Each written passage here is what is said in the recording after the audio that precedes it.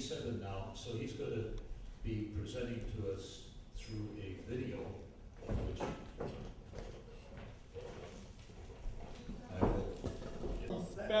We hope so. I mean, otherwise, okay. His frustration is understandable, but the behavior is not.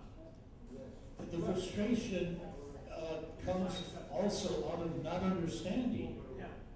You see, and if you're going to be frustrated and screaming so that nobody can talk to you, how are you ever going to understand? But we have someone here who wants to make a comment just behind you. He's an older gentleman who's very experienced, and maybe we should benefit from his knowledge. This is Will Ager.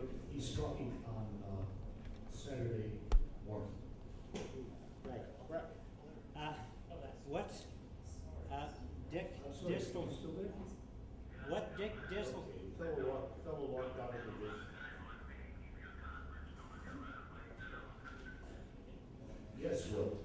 What Dick Distelhorst has said has made good sense. It's something that we need to hear again and listen through and digest.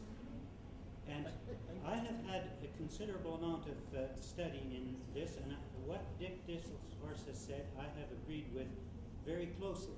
But I want to hear it again, and I would like copies of this DVD so that I can distribute to every municipality. And could you please ask Dick if he would give us permission to copy? I have a copy machine here. I'll make a bunch for you. Thank you very much. Thank you. Great idea. Carol Brule from California. I greatly appreciate Dennis's courage and introducing bills which are a benefit to the American people. And he introduced impeachment bills. And I know there was a lot of people who were mobilized to pass the impeachment bills. But I don't think it ever reached American consciousness. I don't think Americans had any idea that he even introduced that bill. He's blocked by the mainstream media. He does not get media attention, you're right. Right. So how do we overcome Dennis's barrier to reaching the American people and the public? Yeah. Well, We become our there own are a number media. what, Kathy? We become our own media. Yes, why do we have to? The media has power. We know that. We can see it's a real power, and we can see it in how they've turned a good proposal to have a public auction into a lie, and they've propagandized about it, so people don't understand. That's the power of the media. It's a negative power. They're unfortunately owned or controlled by the same groups that are getting some of the benefits of taking advantage of our people. That's the real problem. We've got to overcome that. There is a media problem, and Dennis has that. It's almost as though they are told not to mention his name at times, but he gets over it. And you never see him crying about it or whining about it. He just gets what he can get and moves forward. Kathy, one more time, then I got to. I feel like we might disagree about what public option is about. I don't know when we should discuss that, but Probably not here. Probably universal not. health care and public option are not the same thing. Yeah, I understand. Bob? Dick is still on the line. I have a question for him. Question for you that, yeah. Go ahead. If we pay off the $53 trillion of old debt with new money, won't the bankers who created the $53 trillion of debt get all the new money? Shouldn't there be? The question, Dick, is if we pay off the $53 trillion with new money, that's not quite how the act would work, Bob.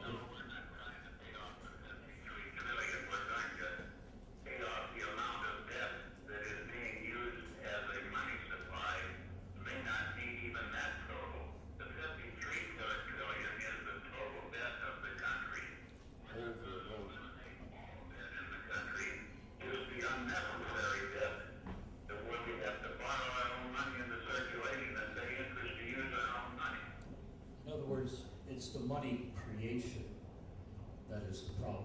And once the money's created, it can be will pass away and disappear by their very nature. But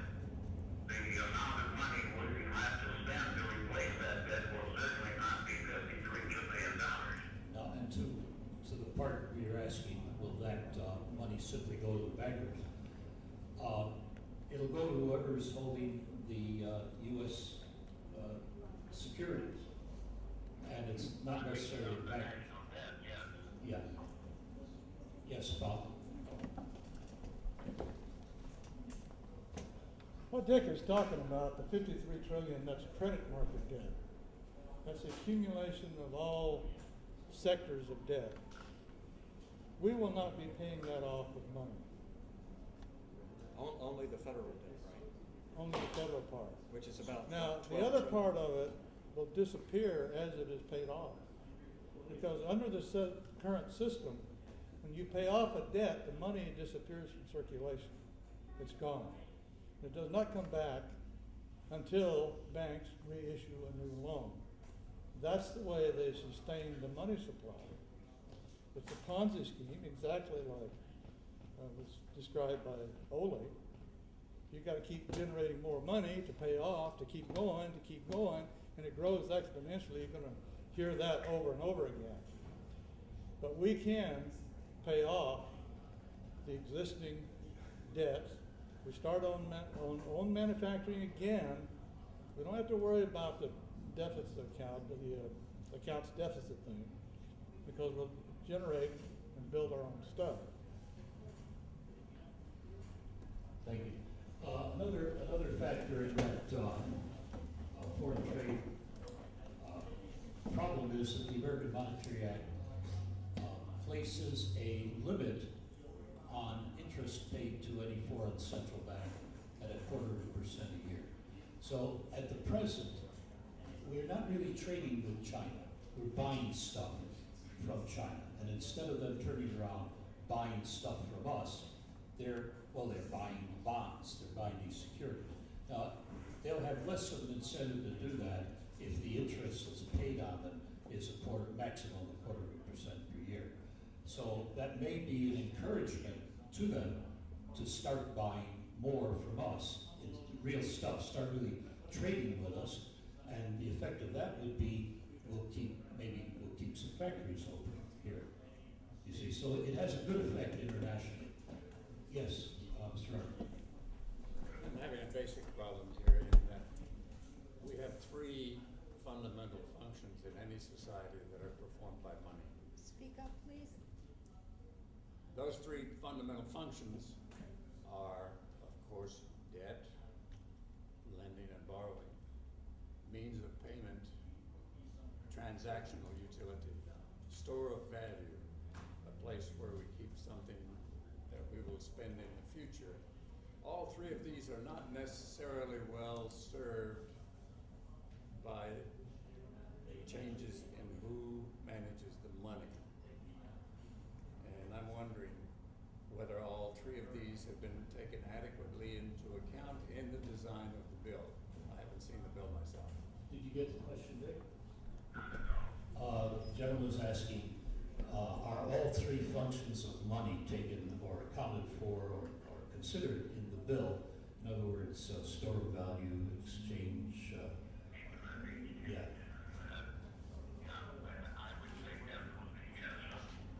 I would like to make one other comment, and you've got plenty of people there that can answer questions besides me. I would again ask, I asked in the video, if anybody has any comments or suggestions on ways to improve that suggested email to everybody, I would appreciate it, because we need to get, if we use it, we need to keep that chain going.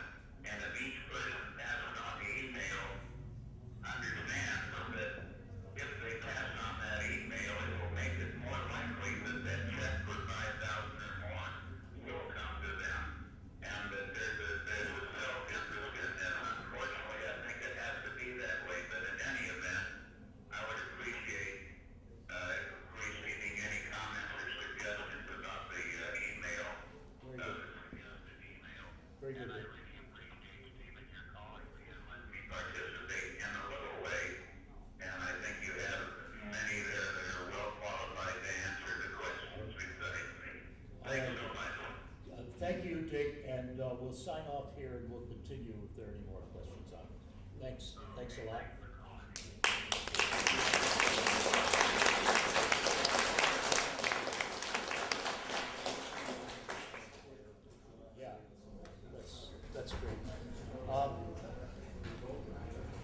regarding those three functions of money, Mr. Arnold, one thing to remember is that the main thing that this act will do is to remove a negative, to remove this huge negative of the private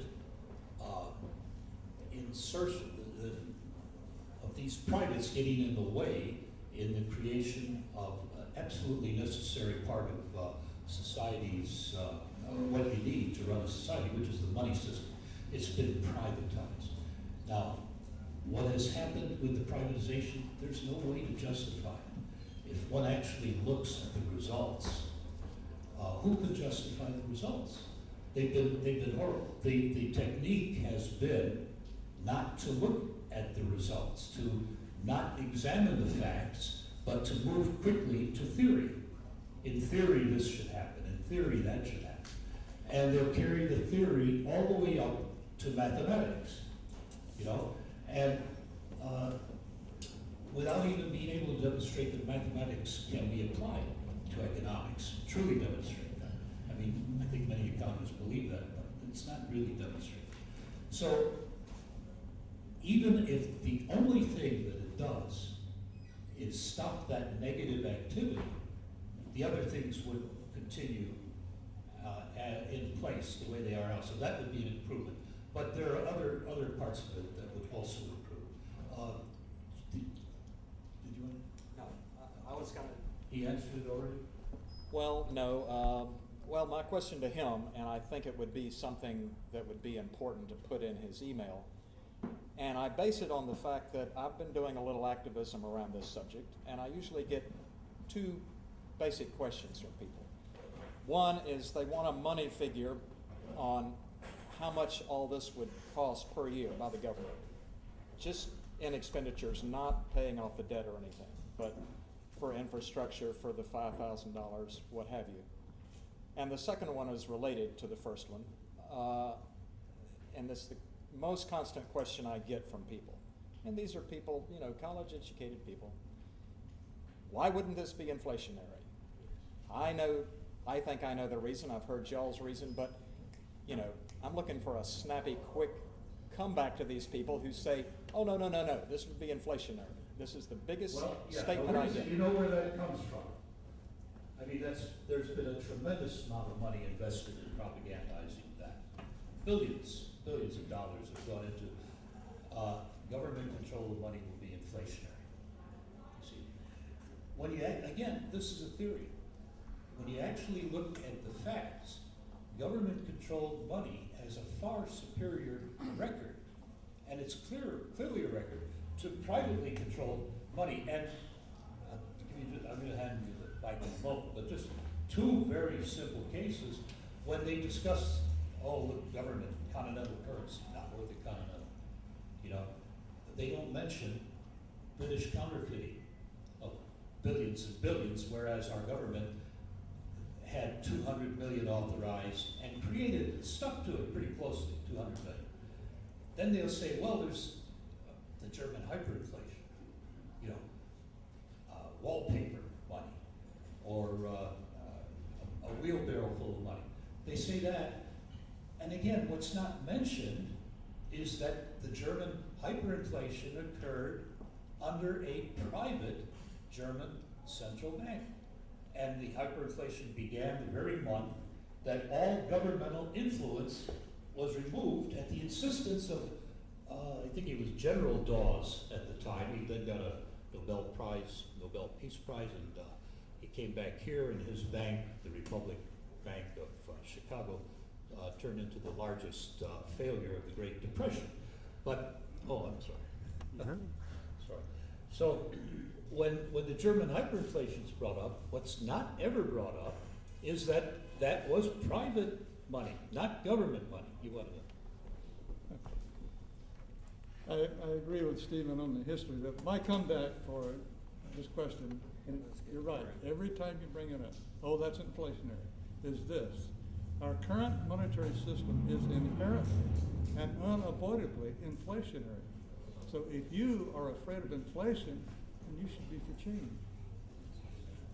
So Well, this is basically what I've been telling people, that it's the current system which is the most inflationary thing, and that if you change the system, it would get rid of the inflation we have now. Yeah. I don't disagree with the idea that if you issue unlimited money, you will get inflation. Oh, sure. But you can, as long as you're getting products and services for the money, instead of just building debt, then you have everything under control. And that's where the between you and I, well, you probably understand that anyway, but that's where the control is. Yeah, in other words, if new money, created new money, goes into producing stuff, the reason it's not inflation, it's obvious. You have the stuff. You know, that's the short What answer. you're saying ultimately is that this cannot happen unless there are significant adjustments across the entire behavior of a society around the subject of money. No, we're not saying that. What we're saying is that you start to improve, really improve what you can improve, and that it will have these effects of creating further recruitments. You see, a lot of that will start to happen automatically. For example, good economists will tell you that if the government is creating the money rather than private banks, that money will tend to go into things of more of a general welfare to the whole society. They'll tend to go into stuff like education. They'll tend to go into infrastructure. They're not going to go into hyper pricing of real estate.